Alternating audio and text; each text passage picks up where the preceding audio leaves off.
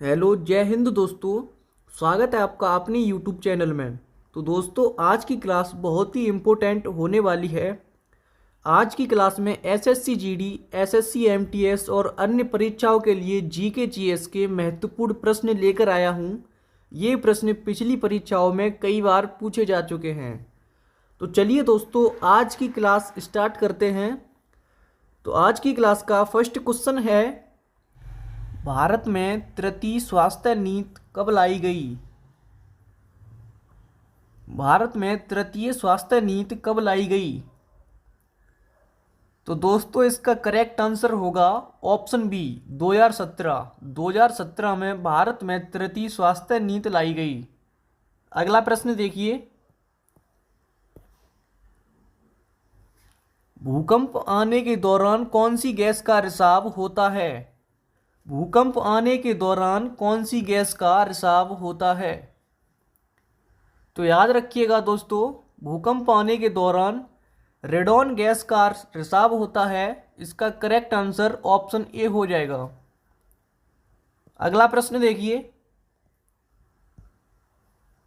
राष्ट्रीय ग्रामीण स्वास्थ्य मिशन का शुभारंभ हुआ था। राष्ट्रीय ग्रामीण स्वास्थ्य मिशन का शुभारंभ हुआ था। तो इसका करेक्ट आंसर होगा ऑप्शन ए 12 अप्रैल। 12 अप्रैल 2005 को ग्रामीण स्वास्थ्य मिशन का शुभारंभ हुआ था। अगला प्रश्न देखिए, हाल ही में श्रीलंका ने अपना पहला सैटेलाइट भेजा है, उसका नाम क्या है? तो दोस्तों, इसका करेक्ट आंसर होगा ऑप्शन बी रावण। रावण श्रीलंका का पहला सैटेलाइट है। अगला प्रश्न देखिए, भारत में प्रथम कृषि विश्वविद्यालय की स्थापना हुई थी। भारत में प्रथम कृषि विश्वविद्यालय की स्थापना हुई थी। तो दोस्तों, इसका आंसर याद रखिएगा, ऑप्शन डी पंतनगर। पंतनगर में भारत में प्रथम कृषि विश्वविद्यालय की स्थापना हुई थी। अगला प्रश्न देखिए, बर्फ का पानी में तैरना किस सिद्धांत से संबंधित है? तो दोस्तों, याद रखिएगा, बर्फ का पानी में तैरना आर्किमिडीज का सिद्धांत है। तो इसका करेक्ट आंसर ऑप्शन बी होगा। अगला प्रश्न देखिए, माइक्रो प्रोसेसर का आविष्कार किया था। माइक्रो प्रोसेसर का आविष्कार किया था। तो दोस्तों, याद रखिएगा, माइक्रो प्रोसेसर का आविष्कार इंटेल ने किया था। इसका करेक्ट आंसर ऑप्शन सी होगा। अगला प्रश्न देखिए, बुद्ध ने अपना प्रथम प्रवचन कहाँ दिया था? बुद्ध ने अपना प्रथम प्रवचन कहाँ दिया था? तो दोस्तों, याद रखिएगा, बुद्ध ने अपना प्रथम प्रवचन सारनाथ में दिया था। इसका करेक्ट आंसर ऑप्शन बी होगा। अगला प्रश्न देखिए, भारत में सबसे पहले तोपखाने का प्रयोग किसने किया था? भारत में तोपखाने का प्रयोग सबसे पहले किसने किया था? तो दोस्तों, याद रखिएगा, भारत में सबसे पहले तोपखाने का प्रयोग बाबर ने किया था। इसका करेक्ट आंसर ऑप्शन डी होगा।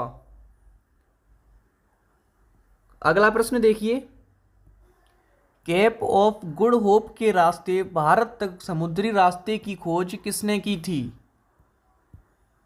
तो दोस्तों, इसका करेक्ट आंसर होगा ऑप्शन ए वास्को डिगामा।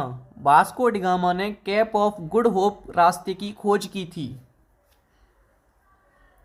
अगला प्रश्न देखिए,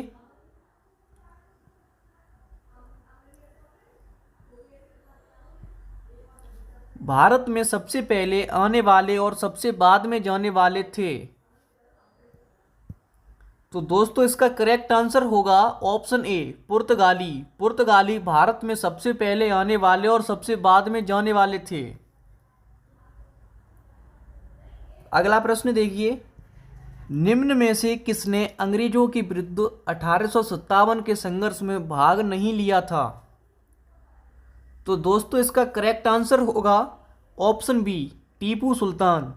टीपू सुल्तान ने अंग्रेजों के विरुद्ध 1857 के संघर्ष में भाग नहीं लिया था। अगला प्रश्न देखिए, निम्नलिखित में से कौन बंगाल का अंतिम गवर्नर जनरल था? निम्नलिखित में से कौन बंगाल का अंतिम गवर्नर जनरल था? तो दोस्तों याद रखिएगा, बंगाल का अंतिम गवर्नर जनरल विलियम बेंटिंग था। इसका करेक्ट आंसर ऑप्शन ए होगा। अगला प्रश्न देखिए, भारतीय राष्ट्रीय कांग्रेस की पहली महिला अध्यक्ष कौन थी? तो दोस्तों याद रखिएगा, भारतीय राष्ट्रीय कांग्रेस की पहली महिला अध्यक्ष एनी बेसेंट थी। इसका करेक्ट आंसर ऑप्शन सी होगा। अगला प्रश्न देखिए, भारतीय संविधान की प्रस्तावना में किस प्रकार के न्याय की बात नहीं कही गई है? तो इसका करेक्ट आंसर होगा ऑप्शन ए, लोकतांत्रिक। भारतीय संविधान की प्रस्तावना में लोकतांत्रिक न्याय की बात नहीं कही गई है।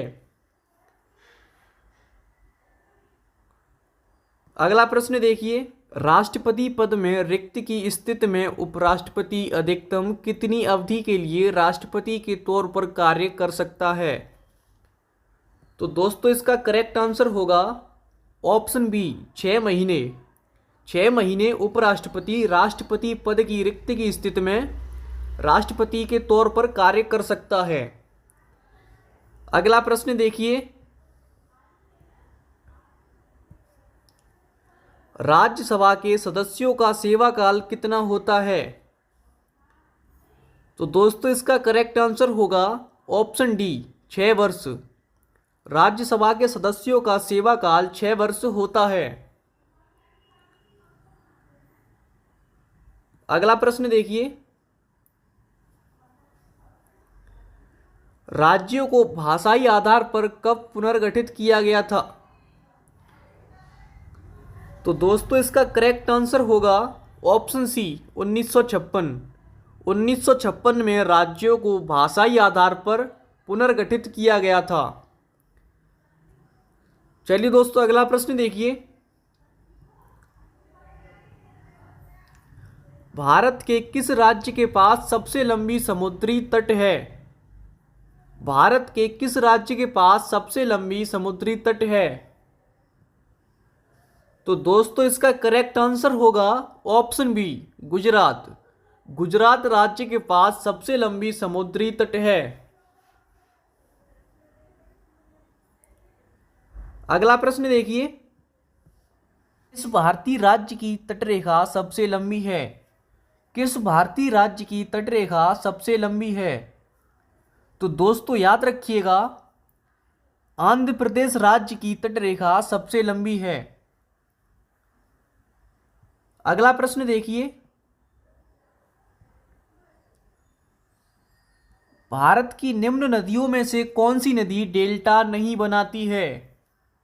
भारत की निम्न नदियों में से कौन सी नदी डेल्टा नहीं बनाती है? तो दोस्तों इसका करेक्ट आंसर होगा ऑप्शन डी, ताप्ती। ताप्ती नदी डेल्टा नहीं बनाती है। अगला प्रश्न देखिए, निम्नलिखित में से किस ग्रह का कोई चांद नहीं है? निम्नलिखित में से किस ग्रह का कोई चांद नहीं है?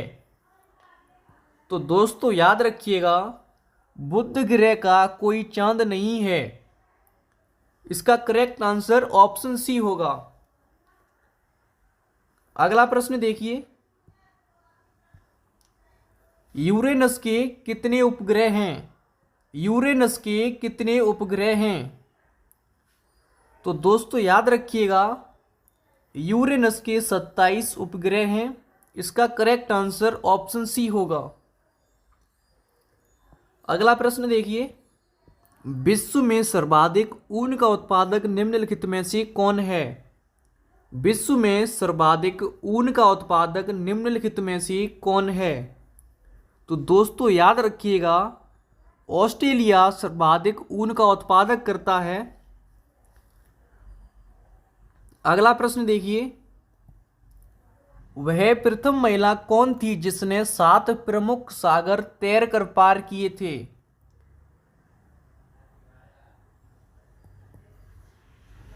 तो दोस्तों इसका करेक्ट आंसर होगा ऑप्शन बी, बुला चौधरी।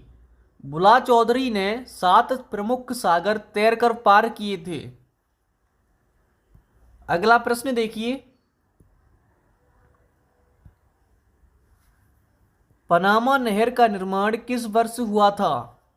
पनामा नहर का निर्माण किस वर्ष हुआ था? तो दोस्तों याद रखिएगा, पनामा नहर का निर्माण 1914 में हुआ था। इसका करेक्ट आंसर ऑप्शन डी होगा।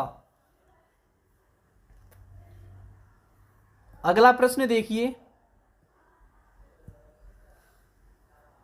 बीमर शब्द का संबंध किस खेल के साथ है?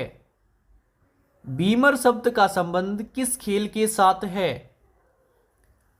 तो दोस्तों याद रखिएगा, बीमर शब्द का संबंध क्रिकेट के साथ है। इसका करेक्ट आंसर ऑप्शन सी होगा। नेक्स्ट क्वेश्चन देखिए, मौर्य वंश के तत्काल बाद किस वंश ने आकर मगध राज्य पर शासन किया? तो इसका करेक्ट आंसर होगा ऑप्शन बी, शुंग वंश। शुंग वंश ने मौर्य वंश के तत्काल बाद मगध राज्य पर शासन किया। अगला प्रश्न देखिए, मौर्य वंश का अंतिम शासक कौन था? मौर्य वंश का अंतिम शासक कौन था? तो दोस्तों याद रखिएगा, मौर्य वंश का अंतिम शासक बृहद्रथ था। इसका करेक्ट आंसर ऑप्शन बी होगा। अगला प्रश्न देखिए, संविधान के अनुच्छेद 1 में भारत को क्या कहा गया है? संविधान के अनुच्छेद 1 में भारत को क्या कहा गया है? तो दोस्तों याद रखिएगा, संविधान के अनुच्छेद 1 में भारत को राज्यों का संघ कहा गया है। इसका करेक्ट आंसर ऑप्शन डी होगा। आज की क्लास यहीं पे समाप्त होती है। मिलते हैं अगली वीडियो में। वीडियो पसंद आई तो वीडियो को लाइक करें, शेयर करें, और अगर आप चैनल पर पहली बार आए हो तो चैनल को सब्सक्राइब करके बेल आइकन प्रेस कर लें, जिससे आने वाली न्यू वीडियो का नोटिफिकेशन आपको मिलता रहे। जय हिंद।